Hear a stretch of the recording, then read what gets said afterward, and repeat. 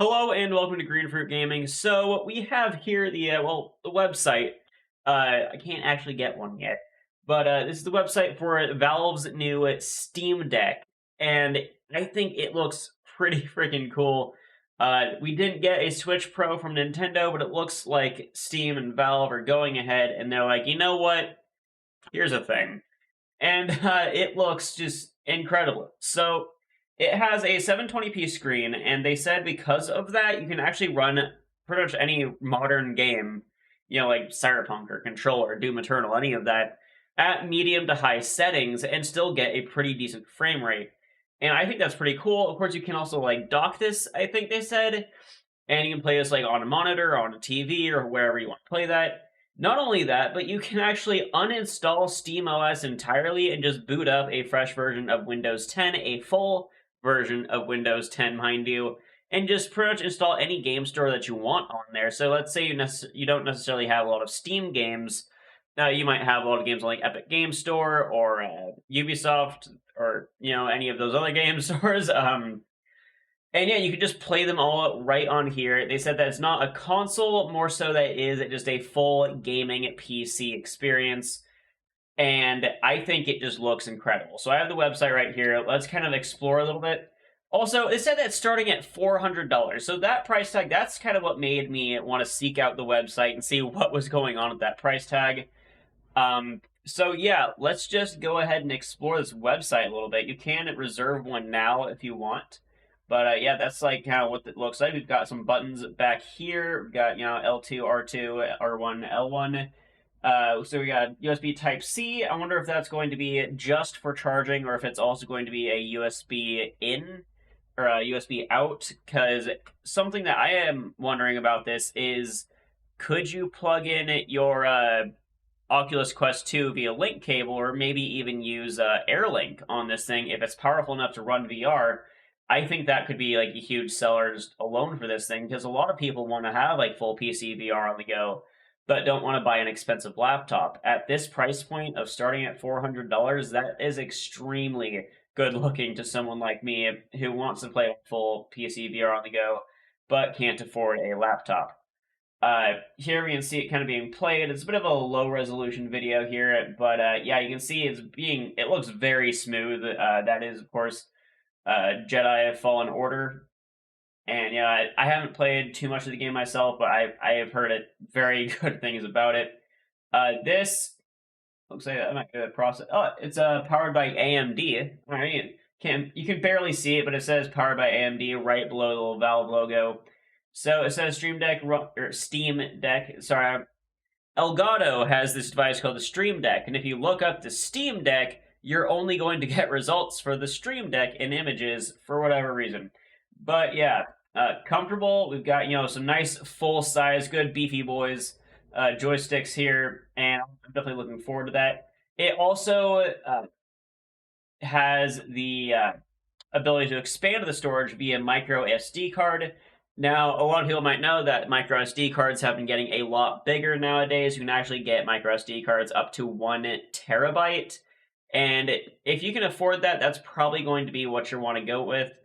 Of course, gaming off of a micro SD card, and they said that you can game directly off of your micro SD card, and of course, store whatever you want on there. That's going to be your expandable storage. You won't be able to put a SSD or anything like that inside of it, though it does use an eMMC style SSD. So yeah, that's it's really cool. It's just great. However, we should probably look at the pricing. Oh, it's right there. All right. So for $400, you only get 64 gigabytes of storage, and if you have a large Steam library like I do, or just play PC games at all, you probably know that your storage can get eaten up very quickly. 64 gigabytes is not very much at all. You can fit Doom Eternal and maybe a couple pictures on the thing if you're not going to expand the storage via micro SD card if you get the base model. But that does include a carrying case. All models include a carrying case. But for the next step up, for $529, you get 256 gigabytes. And that's a bit nicer. I'd say that's probably the one I would go with, and then I would get like a larger SD card moving on. But yeah, this has a NVMe SSD internal storage. Again, they didn't say anything about that being replaceable. They said that the only expandable storage you're going to be having is via that micro SD card.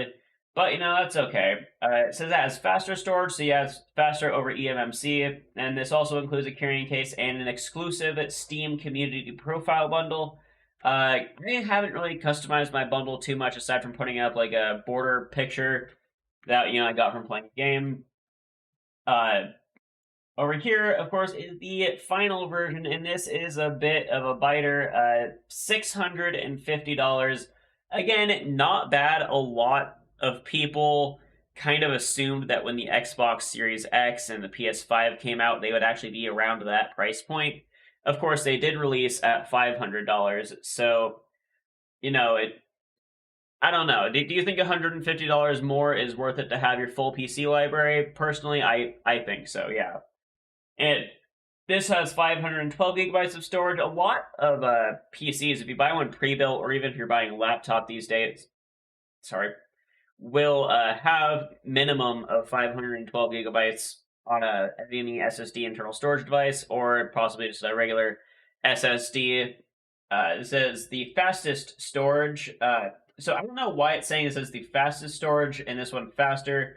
These are both NVMe SSDs. It doesn't say anything about the actual specs of the card itself that they're using as the storage, but this says that this will provide you the fastest storage. It also has a hardware upgrade for premium anti-glare etched glass, and I think that actually does look pretty enticing. I mean, if you're playing this on the go, which is really its primary purpose, then you're probably going to be around windows a lot. Maybe you're on the plane or you're on the bus or the train. Yeah, and you're going to want an anti-glare glass like that. Of course, I don't think you should have to pay a premium for it, but that is the price you're going to have to pay if you want that feature. This also has an exclusive carrying case, so I don't know if it's this one pictured here or if it's another one.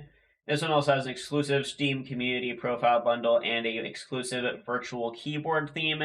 I don't picture myself using the virtual keyboard more than I have to, like to log in and stuff like that. But hopefully you can pair a Bluetooth keyboard, or possibly when it releases, it will have a standard USB port on it. So if you have like a dongle for a wireless keyboard, like I have the Razer Turret, and that uses a wireless 2.4 gigahertz USB dongle that you just plug right into your PC or your Xbox, because it was technically released as an Xbox accessory, though I have never used it as such. But yeah, hopefully that's the case. Again, I'm hoping that USB Type-C port up there can be used, to attach USB devices. So possibly I could, use another dongle to connect to my dongle. Why did they have to call it that? Anyway, let's go ahead. We're at the bottom of the page now. Let's look at the tech specs here. So we've got our D-pad. Looks like we have a view button. I wonder what that's going to be doing. Thumbstick, mic. All right, so it's got 2 mics on it, actually. All right, so maybe, you can use this for streaming if you don't really care to have a camera on you. Thumbstick options, ABXY. I'm glad they went with standard ABXY and then just make their own buttons. We got 2 trackpads on either side, and that's going to be used for your mouse, or if you want more precision aiming in games. I'm not quite sure why they would put one over here. However, I think that might be good for people who want to kind of switch it up. Maybe you want to use the right stick for movement and the left trackpad for aiming. I think that it's nice. You can kind of have a little versatile there. Then you have 2 speakers. You have a Steam button, similar to how your Xbox controller might have an Xbox button. You have a quick access button, so that's probably going to be like a shortcut to your favorite games. Then you have your volume. It's not going to be a rocker. It's going to be 2 buttons, a headphone jack, Apple. Type-C port. There's a fan up top, very similar to the Nintendo Switch's fan. This is how it's placed. And you have your power button, R2, R1, L2, L1. And here at the bottom, in the video, it looked like it was actually exposed, so no flap over it. Hopefully in the final version, There will be a flap over the micro SD card slot just to keep it protected, and in case you're kind of taking SD cards in and out of it, to have more and more space. The spring might eventually break holding that thing in, so you definitely want to have something over that. A lot of people, when the 3DS came out and new 3DS XL came out and it had the game card slot on the bottom, I remember a lot of people having issues with breaking the spring in there and their games just falling out when they were, holding it upright because it was on the bottom, and that was not the best placement for that. But as far as processor, I have an AMD APU, Zen 2. All right, let's do something with that. I'm not too well versed in computer parts, but I know I trust AMD, and I trust that Valve has made like a decently powered thing to be playing all these games on. RAM has 16 gigabytes. Again, most likely not upgradable, but you really wouldn't need more than 16 gigabytes anyway. I have 32 gigs in my PC, and I have never exceeded or even gotten close to using all of that. If I even used more than 16 at all, that is. Now, of course, it says down here, all models include high-speed micro SD card slot, so that's going to be nice. It's definitely going to help with load times, because loading PC games off of a micro SD card slot, that might not be the fastest way to get your games going. God forbid you're trying to play something like Cyberpunk 2077 off of an SD card. That's going to that'll be rough. It has HD haptics, so it will have a vibration. I think that's pretty cool. The Joy-Cons have that HD haptic stuff going on in them, and I think that it feels pretty good. The cat is in the room, whereas I have the green screen behind me, so I don't know where it is. Has some trackpads on it. We talked about that before. It's 7-inch screen. Again, that is a 720p. However, down here it says 1280 by 800, so maybe it's a little bit more than 720p. However, the games themselves will probably just be running in 720p. Optically bounded LCD for enhanced readability. You've got 400 nits typical brightness, and I think that should be pretty good. I don't expect to be playing this outside. I don't think a lot of people will be playing this like outside in direct sunlight, so that should probably be fine for just playing inside environments. Refresh rate 60 hertz. I don't think you need to have anything above that. You're not going to be playing any competitive games on a device like this anyway, so I don't think you'd want more than 60 hertz. Also, that's going to help with just games running smoother if it's locked at 60, because then, if you're trying to push for higher than that and you're one of the people who kind of notice frame drops from, 144 down to 130, you're probably going to just want to have it locked at a steady frame rate in general. It's got touch-enabled screens, so that's cool. Ambient light sensor for the sensors. Then it has Bluetooth. All right, so yeah, it does have Bluetooth support for controllers, accessories, and audio. So you can put a speaker on there, annoy your friends. Then, of course, it has, standard Wi-Fi, and it does go up to 5 gigahertz. So, yeah, Airlink should be possible on this thing if it can, run VR games. I think that would be really interesting to see, people start to experiment around with that. And something that I wanted to mention is related to this Steam OS 3.0. You can, I mentioned this before, you can uninstall that entirely and just upload Windows 10 or Linux if you want to do that for whatever reason. Buy a Steam box and run Linux on it. Go ahead.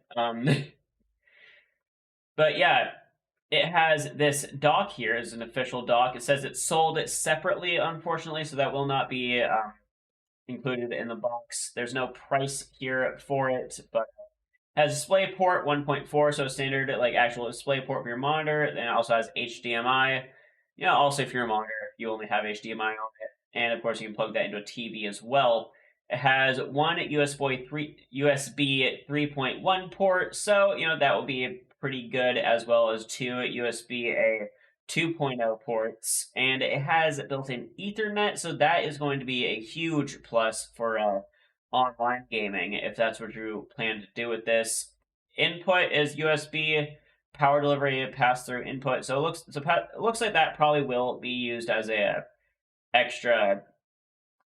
Oh, okay. This is on the dock, right? Never mind. So yeah, that will probably go through to the system. 6-inch USB-C captive cable with a low profile 90-degree connector. All right, yeah, and then the size and weight there, 120 grams. What's that feel like? I don't know. So yeah, you can reserve it on the website itself. You can go ahead and just do that. Log in for reservations. I'm not going to be reserving this right now. I don't have the money for that, nor do I think I will in the future when it comes out. They're saying that they are planning it for a December 2021 launch. Will begin shipping anyway, so you might order this and you might not get it for a little while after that, depending on their stock, and it says when the inventory is available, of course. And living in the current age of scalpers as we do, it's possible this thing might not be available at all. I would log in and, check to see, but, I'm already recording, so, do it yourself.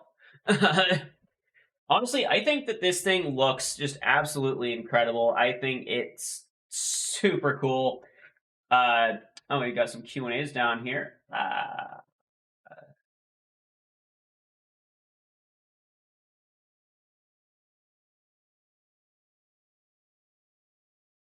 Scalpers, you can only order one.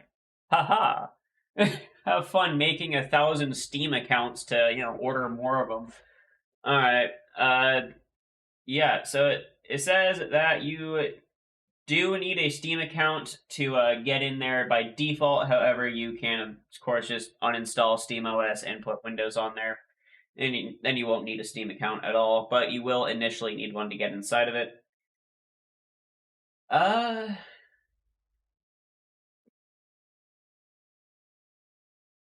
So it says that yes, once you've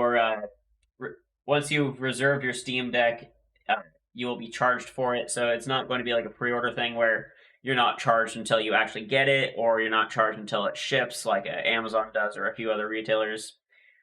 But yeah, I think that this is really cool, and I think it appeals to a market that I think has kind of been kind of ignored.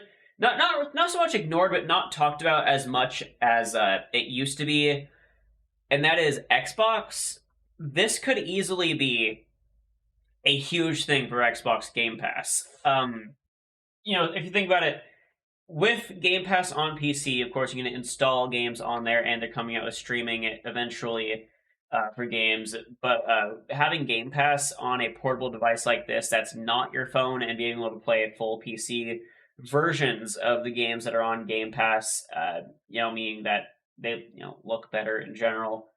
Even at 720p, they're probably going to look better than they will game streaming on your phone, which is your only other portable option unless you're carrying a laptop. I think that Xbox could be pretty big on this thing, once you get Windows 10 on there, or possibly if they would allow you to install Xbox Game Pass alongside SteamOS, because personally I would prefer to just keep the base SteamOS on there just for ease of access.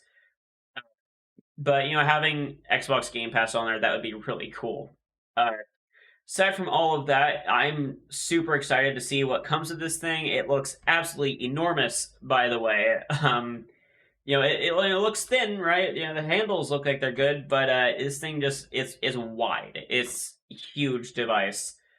I have a lot of mixed feelings about this. Like I'm excited. I'm very excited. I don't like how they're even saying that 64 gigabytes is tolerable, like, at all for any kind of PC gamer on a device like this. Most PC games, or at least the ones that I play, and the most popular ones, are going to be much bigger than 64 gigabytes. And of course, there's 512 gigabyte over here. You can't even fit 2 Call of Duty games on that nowadays. And it's 256. I don't even think you can fit one. It's been a while since I've checked how much space Cold War is actually taking up, but I know that it's a good chunk of my hard drive. I don't know. I like it. I do want this. And December, that's very close. That's coming up. That is not too far away. Oh man, that means peak season's coming up. Maybe I will have the money after all, because, you know, all that mandatory overtime. Alright, thank you for watching this video. This kind of ran a lot longer than I had meant it to. 20 minutes, wow. Alright, thank you for watching. If you enjoyed the video, go ahead, leave a like, leave a dislike if you didn't, if you just think I'm ugly, which, you know, I've seen myself in the mirror, I know. But, yeah, if you want to go ahead and subscribe, please do that. And you can follow me on Twitter or buy me a coffee to support the channel in the links in the description below. Thank you so much for watching this video, especially if you made it to this part in it. And yeah, just have an amazing rest of your day. And let me know in the comments what you think of this thing, because I think it's a lot. It's a lot. It's a lot to process right now. Eat your heart out, Nintendo. Alright, thank you for watching, and you'll see me the next time I upload if you turn on that notification bell. Alright, I'm gonna stop talking. I'm done talking. Alright, bye.